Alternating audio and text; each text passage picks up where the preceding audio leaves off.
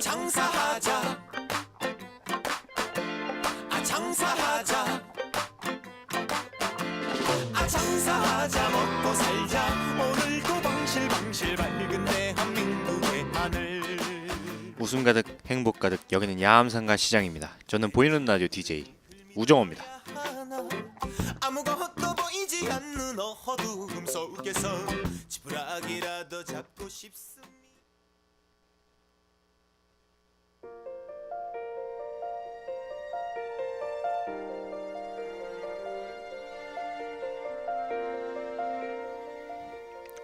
오늘 11월 24일 첫 노래로 윤미래의 그대라는 세상 듣고 오도록 하겠습니다. 새로운 세상 문이 열려 있죠.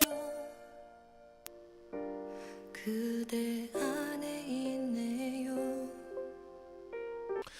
오늘 11월 24일 첫 노래로 윤미래의 그대라는 세상 듣고 왔습니다. 네.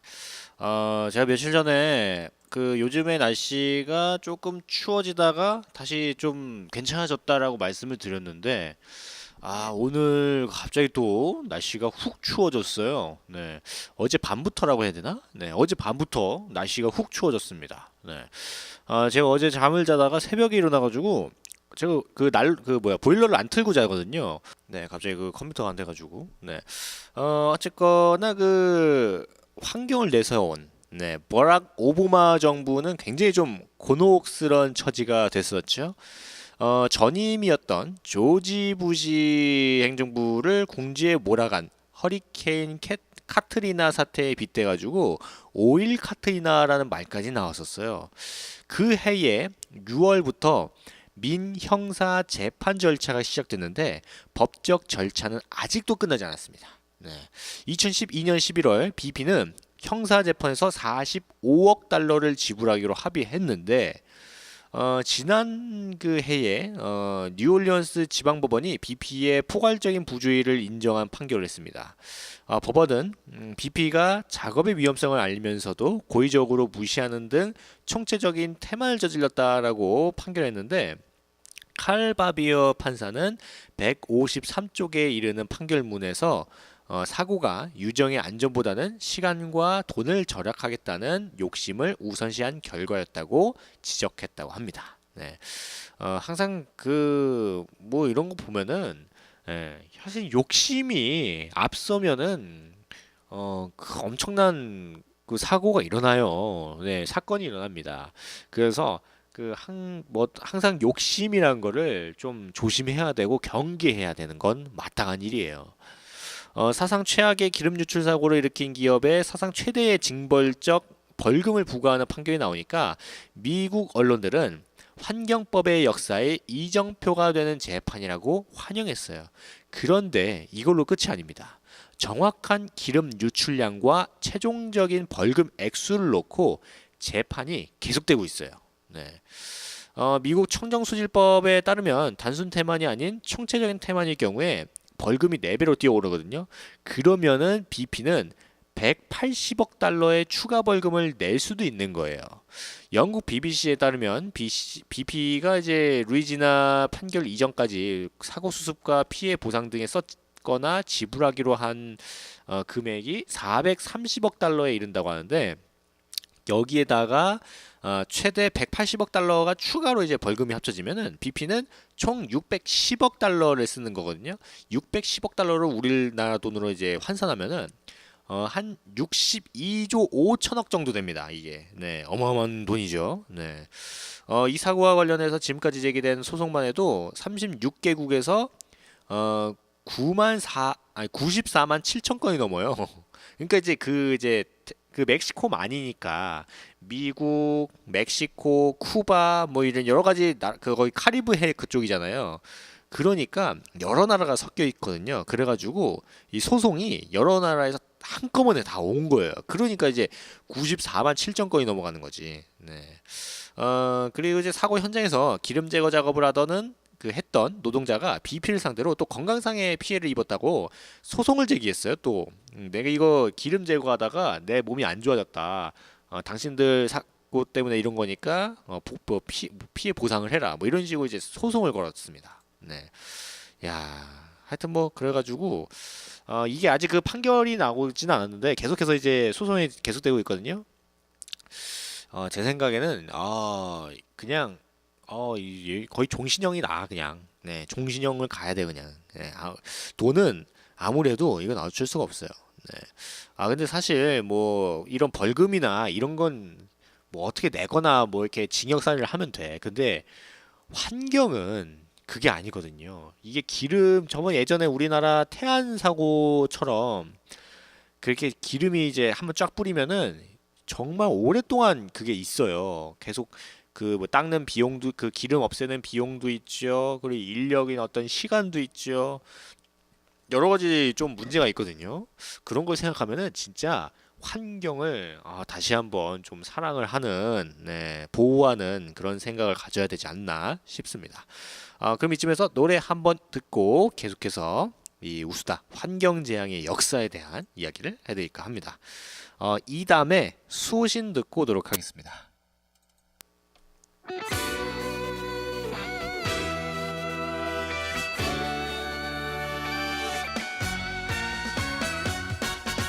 하늘을 날 노래 듣고 왔습니다.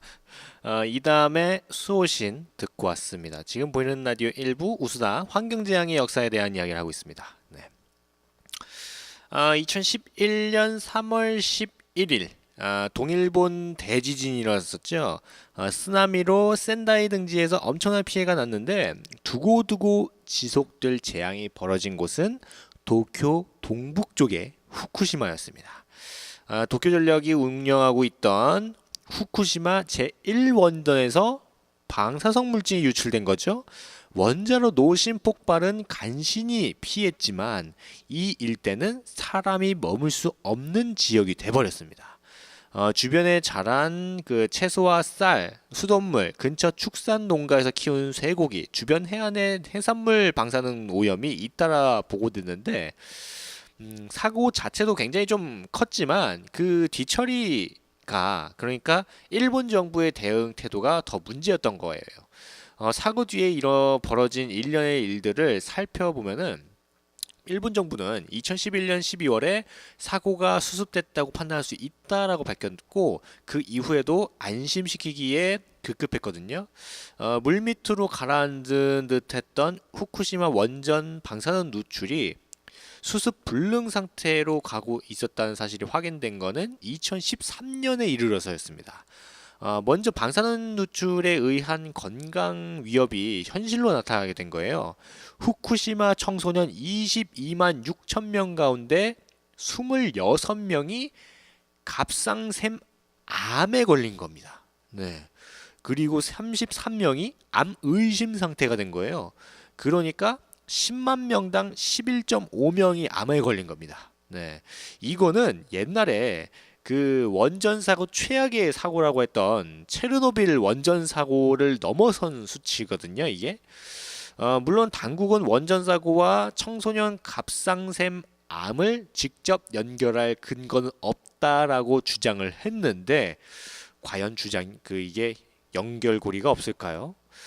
그해 여름이 되니까 원전에서는 방사성 물질에 오염된 냉각수가 계속 새어가 나와가지고 땅으로 스며들면서 말 그대로 통제 불능으로 치닫았거든요. 도쿄전력은 사고 20일 뒤에 지하 갱도와 터빈 건물 사이의 틈새를 차단하겠다면서 오염수 유출 예방 대책을 발표했는데 바다 쪽에 콘크리트와 자갈로 임시 공사만 했을 뿐 2년 이상 공사에 착수하지 않았다는 사실이 드러나게 됩니다. 원전이 폭발할까봐 그 바닷물을 끌어들여가지고 식혔는데 그 오염된 냉각수를 저장해둔 철제 탱크가 또 역시 새면서 수백 톤이 땅속으로 스며들게 되는 거예요. 네, 국제 원자력 기구가 심각한 사태로 규정하면서 국제적인 환경 재앙으로 비화했는데 이 사고 뒤처리조차 제대로 하지 않았기 때문에 지금 그 일본의 이 원전이 다시 재가동되고 있죠. 네, 제가 알기로는 재가동되고 있는데 참사가 일어난 지 어느새 뭐 지금 좀 몇 년이 지났는데 그 얼마 전에 그 후쿠시마 원전 부근의 전나무들이 비정상적으로 자라고 있다는 보도가 나왔었거든요. 일본 방사성의학 종합연구소가 원전 주변에서 80종류의 야생 동식물을 조사했는데 전나무 줄기가 위로 뻗지 않고 옆으로 자라는 이상 현상이 높은 비율로 나타났다고 합니다. 이 지역은 귀환 곤란 지역으로 지정돼 가지고 사람이 살지 않는 곳이에요. 이상이 발생한 전나무의 비율은 원전에서 3.5km 떨어진 곳은 무려 98%에 이르거든요. 그리고 8.5km 떨어진 곳의 경우는 44%, 15km 떨어진 곳은 27%로 각각 집계됐으니까 그 원전이 터진 곳 가까이 가면 갈수록 이상한 현상이 많이 일어나는 거죠. 당국이 정밀 조사를 하고 있다는데 과연 뭐 이 사고로 인한 환경 피해가 뭐 언제까지 여파가 미칠지는 굉장히 걱정스러워요. 네. 체르노빌 같은 경우에는 거기 지금 사고 터진 지 지금 30년, 40년이 지났는데도 그 지금 뭐 거기 여전히 살 수가 없잖아요, 사람이. 거기 아직까지도 사람 못 들어가요. 네. 그렇게 이제 벌어졌는데 야, 그러면은 여기도 네. 얼마나 못 들어갈지 궁금하네요. 네. 네. 근데 결국에는 피해는 주민들이 받잖아요. 국민들이. 이런 걸 보면은 좀 안타까운 게 뭔가 그 힘없고 약한 사람들을 좀 중심으로 좀 보호해주고 뭐 그래야 될 어떤 책임이 있는데 그 책임을 좀 회피하는데 급급해가지고 더 큰 사고로 이어가서 죄 없는 또 국민들이 더 많이 좀 피해를 입는 것 같아가지고 네, 안타깝습니다. 네, 우리나라나 다른 나라나 하여튼 위에 있는 놈들이 다 문제야. 그냥 아유. 네. 그러면은 오늘 보이는 라디오 1부 우수다 환경재앙의 역사는 여기서 마치도록 하고 노래 한번 듣고 1부 두 번째 순서 오늘 추천 메뉴에서 또 맛있는 음식 만드는 법을 알려드리도록 하겠습니다. 제아의 겨울 너야 듣고 오도록 하겠습니다.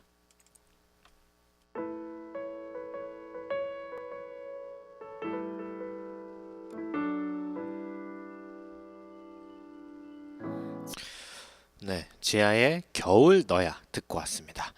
이번 시간은 1부 두 번째 순서 오늘의 추천 메뉴 시간인데 오늘의 추천 메뉴에서 또 맛있는 음식 만드는 법을 알려드리도록 하겠습니다. 오늘은 약간 요즘에 좀 제철 음식 중에 하나가 굴이잖아요, 굴. 그래서 오늘의 추천 메뉴에서는 무생채 굴무침 만드는 법을 알려드릴까 해요. 굉장히 간단하게 알려드릴 테니까 잘 기억하셨다가 만들어 주셔도 괜찮을 것 같아요. 네. 껍질이 까진 생굴 손질법은 사실 물과 소금을 좀 살짝 넣어가지고 살살 좀 흔들면서 헹궈주면 되죠. 네. 그리고 이제 물을 만드는 법을 보면은 물을 이제 채 썰어가지고 액젓을 넣고 한 10분, 20분 정도 이제 점여둡니다. 네.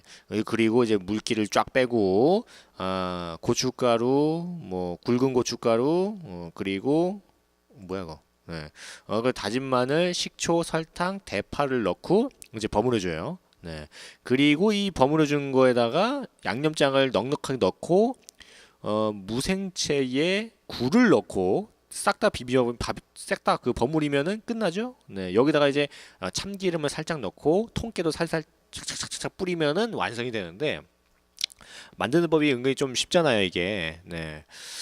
근데 이제 이 굴이 사실 스태미너 음식이잖아요. 이게 또 원기 회복이라든지 뭐 이런 거 엄청 좋잖아요. 그리고 무 역시 뭐 병원 가면은 무 먹듯이 무가 영양가가 엄청 좋아요. 네, 그래가지고 사실 요맘때 감기 좀 걸리고 약간 좀 그런 분들 계시잖아요. 뭐 감기 걸리거나 아니면 그 뭐 비염 같은 거 뭐 이런 거 이제 콧물 올리고 막 그러신 분들 그런 분들 이 무생채 한번 무생채 굴무침 해가지고 드시면은 좀 어느 정도 낫지 않을까 생각됩니다. 네, 괜찮아질 것 같아요. 네, 여기다 이제 밥 딱 넣어가지고 먹으면 맛있는데 이거. 갑자기 만드는 법을 이제 알려드리니까 지금 갑자기 막 침 나오네. 네. 근데 이 무생채 굴무침이 제가 저희 외할머니께서 해줬었거든요. 예전에 어렸을 때. 해주시면은 요거 이렇게 여기다가 저희는 이제 바닷가니까 요거 말고도 뭐 이것저것 해산물들이 많이 나와요. 그럼 이제 그 해산물들 뭐 이렇게 꼬막이라든지 뭐 이런 거, 네, 이런 거에다가 이제 밥 먹고 했는데 갑자기 무생채 이 굴무침이 갑자기 먹고 싶어가지고 네, 오늘의 추천 메뉴에서는 무생채 굴무침 만드는 법을 제가 알려드렸습니다. 네, 맛있겠다. 네. 오늘 보이는 라디오 1부에서는 우수다 환경재앙의 역사 그리고 1부 두 번째 순서 오늘의 추천 메뉴에서는 무생채 굴무침 만드는 법을 아주 간단하게 알려드렸습니다. 네. 혹시 어떤 음식 만드는 법을 좀 궁금하신 분들은 알려주세요. 그럼 제가 그거에 대해서 조사해가지고 말씀드리도록 하겠습니다. 네. 그러면 저희 야암상가시장 노래교실 노래 듣고 잠시 후 2부 여행을 떠나요에서 뵈야 되는데 잠시 후 2부 여행을 떠나요에서는 서울의 어떤 고궁을 갑니다. 네, 이런 날씨에 가도 좀 괜찮은 사계절 가도 괜찮긴 한데 이런 날씨에 뭔가 이제 연인과 아니면 이제 부부끼리 아니면 아이들이랑 같이 손잡고 가는 것도 괜찮을 것 같아서 어떤 서울의 한 고궁에 대한 이야기를 해드릴까 합니다. 김두일의 내 탄 인생부터 저희 야암상가시장 노래교실 노래 듣고 잠시 후 2부에서 뵙도록 하겠습니다.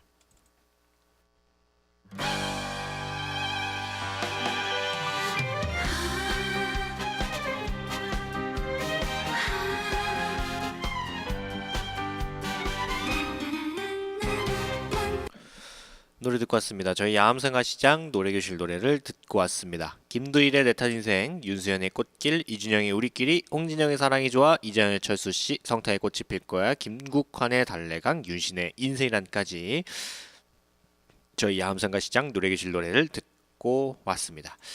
이번 보이는 라디오 2부 시간은 여행을 떠나요 시간입니다. 우리나라에 가볼 만한 곳이라든지 뭐 좋은 곳, 괜찮은 곳을 좀 가보는 그런 시간인데 오늘은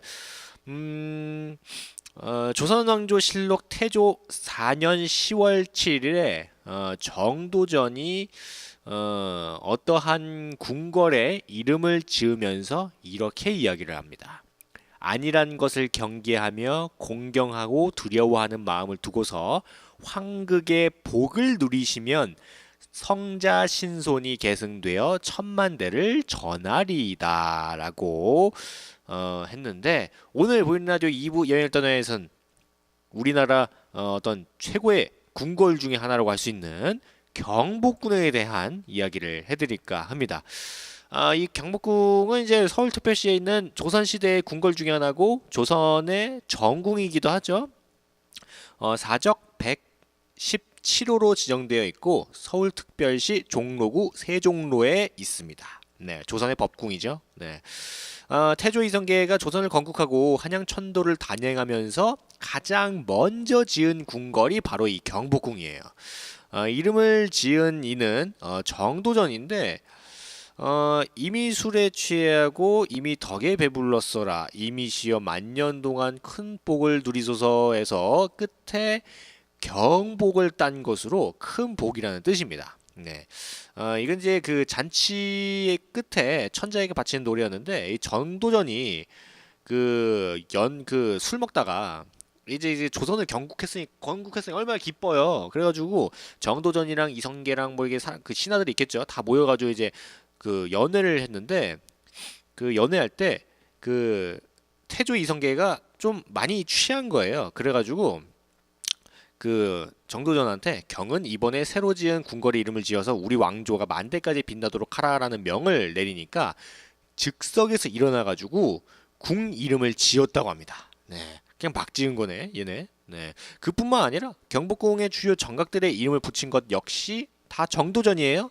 근정전, 사정전, 강령전, 뭐 교태전, 뭐 할 것 없이 웬만한 거 다 정도전이 다 지은 겁니다. 네. 정도전을 위시한 신진사대부에 의해서 지어진 궁궐이기 때문에 유교 이념을 반영해가지고 이전 왕조들 뭐 고려 시대, 뭐 신라 시대 뭐 이럴 때 있죠. 이 시대 때의 궁궐에 비하면 화려한 장식이 없고 굉장히 수수하고 검소한 형태로 지어졌습니다.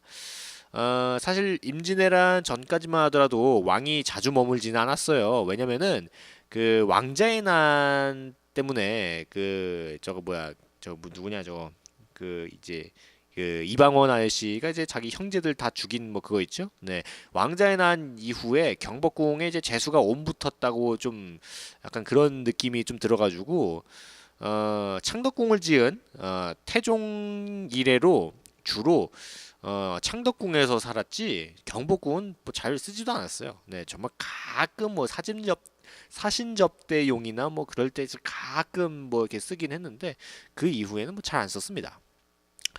조선 왕조의 정궁으로 중요한 궁궐이었지만 임진왜란 때 이게 불타버려요. 네.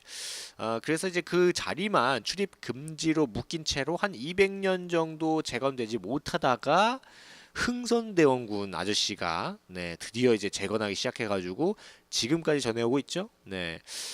근데 사실 그 흥선대원군에 의해서 지어진 경복궁이랑 임진왜란 당시 소실된 불타버린 경복궁의 모습은 꽤나 좀 다르게 되어 있어요. 기록을 보면은 그 세종대왕께서 왕자 시절에 2층에서 자다가 병이 났다라는 등 이게 뭐 이게 닫힌 건물에 대한 어떤 그런 기록이 있거든요. 그리고 근정전에 청기화를 얹었다는 언급 등의 어떤 차이점이 보이는데 임진왜란 이전에 조선왕실에서 제작했다는 대출행은 그 당시 경복궁의 모습을 그렸던 것으로 축출되고 있지만 뭐 최대 규모 5천 칸까지 서서히 확장되었던 이전 건물과 달리 흥선대원군은 단숨에 그냥 7,400칸까지 완전 늘려버렸어요. 네, 그냥 경복궁이 임진왜란 불타기 전에는 뭐 소소한 그런 궁궐이었는데 그 흥선대원군이 굉장히 크게 지었습니다. 이거를. 네. 거의 뭐 한 1.5배 정도 늘리게 만들어 버려 가지고 네, 약간 좀 느낌이 좀 다르게 됐죠. 네. 많지 않겠지만 경복궁으로 잘못 알고 있는 사람이 있어요. 네. 간혹가다 경복궁이에요. 복. 네, 우리 복 받아라 할 때 그 복자 있죠? 네, 경복궁인데 이걸 경북궁으로 말씀하시는 분들이 간혹 있거든요. 네, 묘하게도 경복궁의 별칭이 북궐이었어요. 창덕궁, 창경궁이 동궐 그리고 경희궁이 서궐로 불렸거든요. 그 위치상. 그래서 그것 때문인지 모르겠는데 경복궁을 경북궁으로 좀 잘못 부르는 경우가 있는데 요거는 네, 잘못된 거예요. 경복궁이 맞습니다. 현재 행정구역상으로는 서울특별시 종로구에 위치해 있는데 가장 가까운 지하철역이 역시 경복궁역이죠. 네, 3호선. 그리고 이제 5호선 출구로 나가면 바로 광화문이에요. 네, 그리고 3호선 안국역이나 5호선 광화문역에 가서도 충분히 걸어갈 수가 있습니다. 왜냐면 이제 옛날엔 그 하나의 궁궐이었잖아요. 네, 그 안에 있었는데 지금은 조금 밖으로 나온 거니까. 네. 광화문은 경복궁의 정문입니다. 네, 경복궁의 앞길에는 각종 관청이 있어가지고 육조거리라고 불렸었어요. 이 길이 오늘날의 세종로입니다. 네, 그 당대에도 국가의 중심거리였기 때문에 육조거리는 자동차 도로인 현 세종로의 폭과 거의 같은 폭으로 조성되어 있었다고 해요. 네, 그러니까 현재 그 서울의 세종로 그 도로 있죠? 그 도로가 거의 뭐 그 예전에는 뭐 무슨 뭐 국방부 뭐 장관실 뭐 이런 게 이게 쫙 있었던 그런 느낌인 거예요. 네. 현재 세종로 중앙에는 광화문 광장이 설치되어 있죠. 네. 주변에는 청와대, 헌법재판소, 정부 서울청사, 그 주한미국 대사관, 세종문화회관 같은 여러 좀 유명한 것들이 많죠. 그리고 인사동 역시 경복궁이랑 꽤나 가깝습니다. 네. 근데 제가 이 경복궁을 지금 안 가본 지가 경복궁을 제가 거의 그 초등학교 저학년일 때가 봤어요. 그러니까 지금 십몇 년이 지났죠. 네, 거의 한 5년, 16년 뭐 이 정도 지났는데, 야, 되게 많이 지났네. 네. 아니 16년, 15년이 아니지. 한 16년, 17년 됐겠네. 예. 거의 거의 그렇게 많이 됐어? 네. 하여튼 뭐 그 정도 전에 그 경복궁을 한번 간 다음에 그때는 뭐 뭔지도 모르고 갔지. 가가지고 이제 뭐 이것저것 저건 뭐냐 하고 슬쩍 보고 초등학생이니까요. 뭐 이렇게 가가지고 그냥 슬쩍 보고 왔는데 그 경복궁에 야간 개장이라는 게 있어요. 밤에 경복궁 이렇게 불빛 탁 해가지고 이게 들어갈 수 있는 그런 게 있거든요. 근데 그게 그 선착순이에요. 그래서 그 예매를 해야 되거든요. 근데 제가 지금 한 3년째 그 예매를 실패하고 있어요. 그게 너무 그게 한정적인데 그 가고 싶어 하는 사람들이 많으니까 예매하는 게 되게 어렵거든요. 그래가지고 조만간 그냥 밤에 경복궁 가는 게 아니라 그냥 낮에 그냥 경복궁을 갔다 와야 되나 뭐 이런 생각도 하고 경복궁을 좀 가보고 싶긴 하네요. 네. 그럼 이쯤에서 노래 한번 듣고 오도록 하겠습니다. 김서진의 누룽지 사랑 듣고 계속해서 경복궁에 대한 이야기를 하도록 하겠습니다.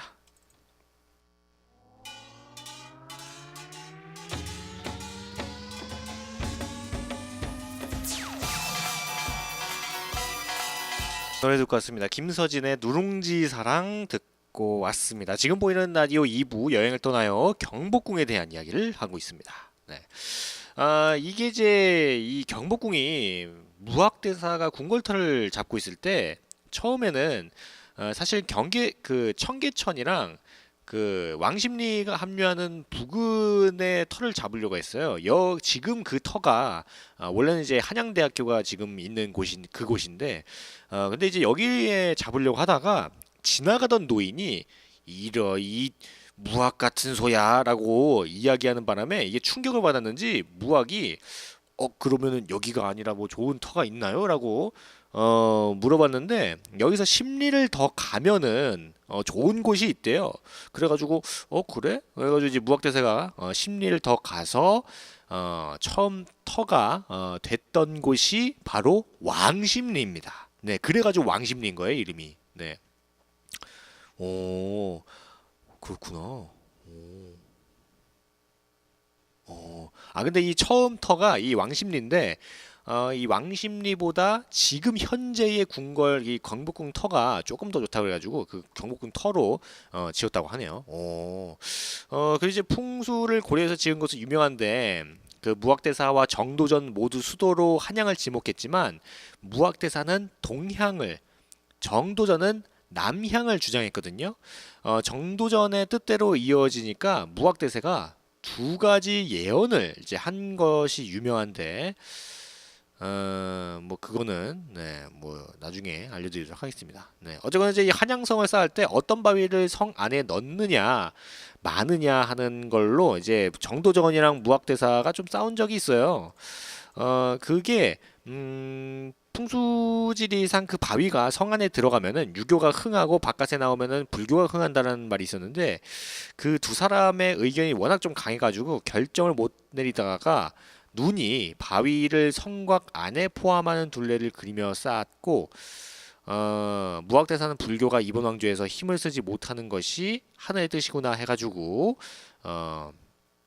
그 체념했다고 하는데 눈 울타리 그러니까 설울이 훗날에 서울이 되었다라고 이야기하는 경우도 있습니다. 네. 어쨌거나 풍수지리에 대한 위의 이야기는 야사예요. 이게 뭐 정사로 기록되는 건 아니고 그냥 야사로 그냥 떠도는 이야기인데 사실이 아닐 가능성이 높습니다. 네. 일단 뭐 정도전에 대한 이야기를 아시겠지만 이 사람은 뭐 이렇게 풍수지리 뭐 이런 거를 잡술이나 미신이라고 해가지고 별로 좋아하지 않았어요. 아니 좋아하지 않은 정도가 아니지 싫어한 정도지. 네. 그리고 서울의 어원은 뭐 정확하게 밝혀져 있지는 않는데 신라의 수도가 서라벌이었잖아요. 그 서라벌이 변해가지고 서울이 됐다는 설이 가장 유력한 편입니다. 네. 뭔 얘기다 여기까지지? 네, 어쨌든 서울은 넘겨가고 경복궁과 광화문의 축을 북한산과 관악산을 연결하는 축선과 일치하도록 서쪽으로 틀어지게 지었는데 무학대사가 관악산은 불의 산이기 때문에 관악산과 북한산을 축으로 하면 도시가 화를 당하게 된다고 주장했어요. 이에 따라서 관악산의 화기를 막기 위해서 광화문 앞길 130m 구간만 경복궁과 같은 축선으로 배치하고 그 다음부터 종로 입구까지는 도로의 중심이 동쪽으로 최대 39m가량 떨어진 구조로 조성했거든요. 경복궁과 광화문의 축을 북한산과 관악산을 연결하는 그 축선과 일치하도록 했는데 이게 이제 그 임진왜란 전까지는 뭐 조선의 전궁으로서 좀 중요한 역할을 했잖아요. 이게. 네. 근데 이제 사실 불났잖아요. 임진왜란 때. 네. 임진왜란 때 이게 일본군에 의해서 불이 탔는지 아니면 그 성난 민초들에 의해서 불이 났는지 모르겠지만 어쨌거나 1553년 명종 8년에 경복궁은 근정정만 남긴 채 편전과 침전 구역이 모두 이제 불타게 됩니다. 이는 윤원원 등의 지지하에 1년 만에 왕이 독촉해가지고 완전 복구했지만 뭐 여러 가지 뭐 일 때문에 이제 안 됐는데 사실 이제 사과는 그 윤원영에 불냈다고 뭐 이렇게 하기도 하는데 뭐 모르겠고 어쨌거나 그 뒤에 임진왜란 때 선조가 파천을 결정한 직후에 그러니까 이제 도망가는 거죠. 네, 도망갈 때 도성이 이제 뭐 무방비 상태가 되죠. 네, 그래가지고 일본군들이 들어와가지고 이제 불탄 걸로 할 수가 있는데. 사실 그 일본군이 불내지 않고 이제 민초들이 와가지고 불냈을 수도 있어요. 화나니까. 네. 근데 이때 그 이게 불이 두 번 났잖아요. 그 이제 임진왜란 때 불 한 번 나고 명종 때 불 한 번 났는데 이게 차이가 38년 정도 차이가 나거든요. 그 시기가. 네. 그래서 경복궁이 불나는 거를 두 번 본 사람이 있을 수도 있어요. 많겠지. 네. 그 당시에 사람은. 네. 어쨌거나 뭐 그런 일이 있습니다. 네, 그러면 노래 한번 듣고 계속해서 이 경복궁에 대한 이야기를 하도록 하겠습니다. 전상근의 좋은 하루 듣고 오도록 하겠습니다.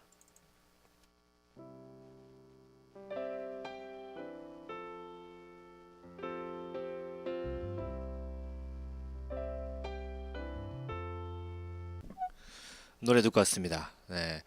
전상근의 좋은 하루, 탁의 보이스 이렇게 두 노래 듣고 왔습니다. 지금 보이는 라디오 2부 여행을 떠나요. 경복궁에 대한 이야기를 하고 있습니다. 네.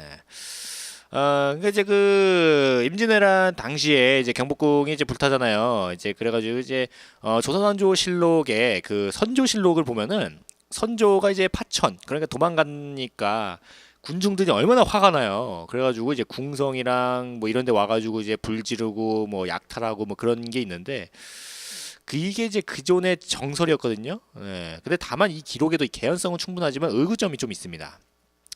인조 시대에 쓰였던 그 징비록의 내용이 있는데 사실 그 유성룡이 선조랑 같이 갔잖아요. 선조 따라서 갔기 때문에 이게 경복궁이 어떻게 됐는지 직접 눈으로 보지는 않았어요. 그래가지고 요게 약간 좀 한계가 있지 않나, 뭐 그렇게 보긴 합니다. 네, 어쨌거나 뭐 일본군이든 뭐 민초들이든 군중이든 네, 어떻게든 일단 불탄 거는 확실해 보입니다. 네.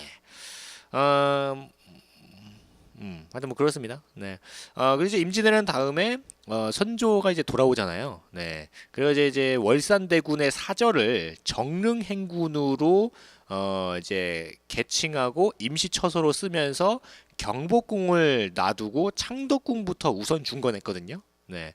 그리고 광해군 때에 이 창덕궁에 입궁하고 창경군을 재건하고 새롭게 경희궁과 인경궁을 짓는 등의 약간 그 궁궐병이 불 정도로 여러 궁을 동시다발적으로 이제 짓고 중건했어요.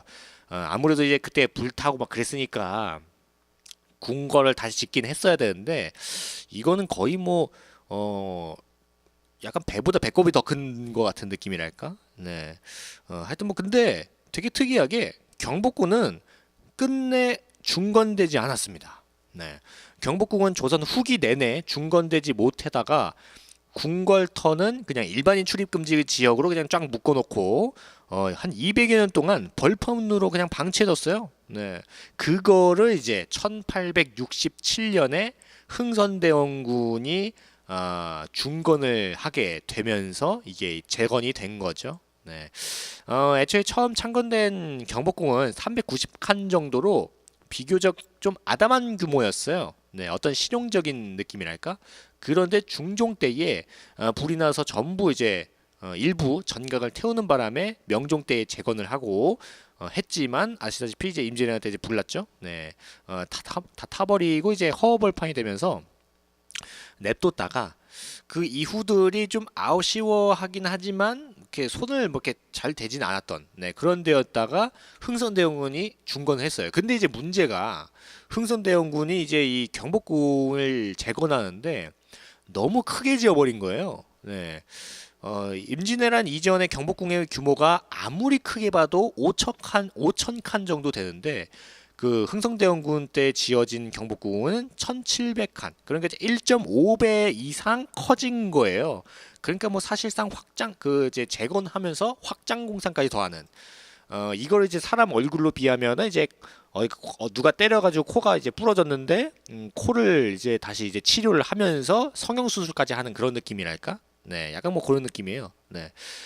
조선 말기에 급변하는 역사의 중심지이기도 했었는데 흥성대원군은 왕실 권위를 좀 세우기 위해서 경복궁을 재건하고 당백전을 발행하는 등의 어떤 무리한 정책을 좀 했잖아요. 결국에는 이제 그런 것들 때문에 그 흥선대원군이 실각하는 경우가 있긴 한데 개항한 뒤에는 전등을 설치하고 러시아인 건축가인 사바틴을 초빙해가지고 건천궁 내에 있던 관문각을 2층 크기의 양관으로 바꾸고 그리고 이제 일본 자객들이 명성황후를 시해한 을미사변이 벌어진 장소 역시 경복궁입니다. 네, 굉장히 좀 아픈 그런 역사가 있죠. 네, 그 경복궁 안에 그 건천궁 그 건영주인이 있어요. 네.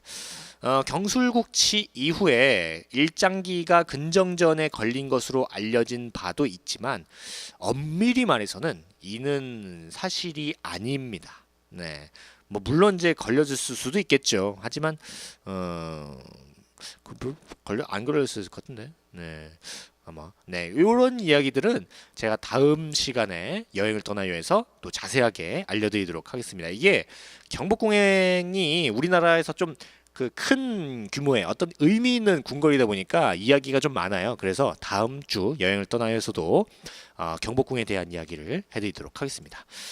오늘 보이는 라디오 1부에서는 우수다 환경재앙 역사에 대한 이야기를 해드리고 1부 두 번째 순서 오늘의 추천 메뉴에서는 무생채 굴무침 그리고 2부 마지막 순서에서는 여행을 떠나요 경복궁에 대한 이야기를 해드렸습니다.